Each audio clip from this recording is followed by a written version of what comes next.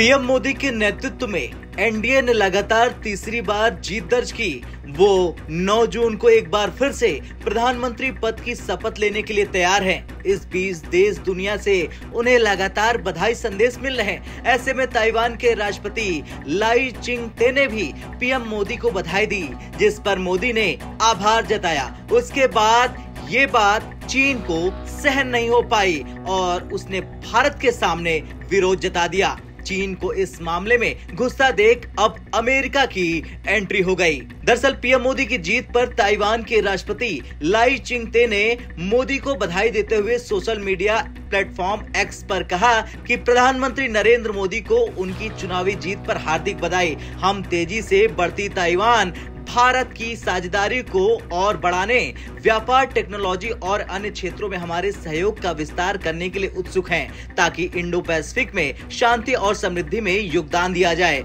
इसका जवाब देते हुए पीएम मोदी ने अपने ट्वीट में लिखा, आपके गर्मजोशी भरे संदेश के लिए धन्यवाद लाई चिंग-ते। मैं पारस्परिक रूप से लाभप्रद आर्थिक और तकनीकी साझेदारी के दिशा में काम करते हुए ताइवान और भारत के रिश्ते को आगे बढ़ाने में मदद करूंगा। अब पीएम मोदी के इस ट्वीट के बाद चीन ने प्रधानमंत्री मोदी की प्रतिक्रिया का कड़ा विरोध दर्ज कराया। आपको बता दें कि विरोध को आगे बढ़ाते हुए चीनी राष्ट्रपति शी जिनपिंग के मुखपत्र माने जाने वाले ग्लोबल टाइम्स के पूर्व संपादक हु शिजिन ने भारत को धमकी तक दे डाली। शिजिन ने ताइवान के राष्ट्रपति के बधाई संदेश को लेकर प्रतिक्रिया देते हुए कहा कि नरेंद्र मोदी ने हद पार कर दी। इस दिशा में आगे बढ़ने पर भारत को इसकी कीमत चुकानी पड़ेगी। इस मामले पर अब अमेरिका भी सामने उतर आया।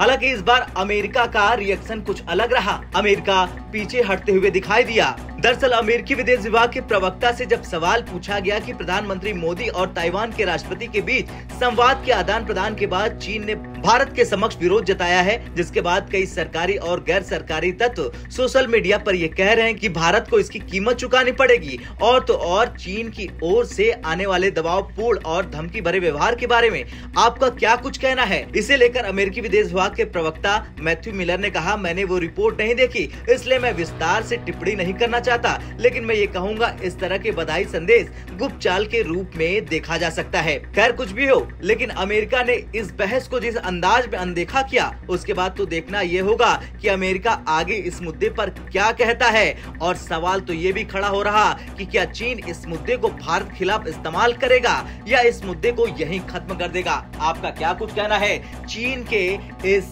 हद पार करने वाले बयान को लेकर? कमेंट कर जरूर बताएं। ब्यूरो रिपोर्ट, भारत तक।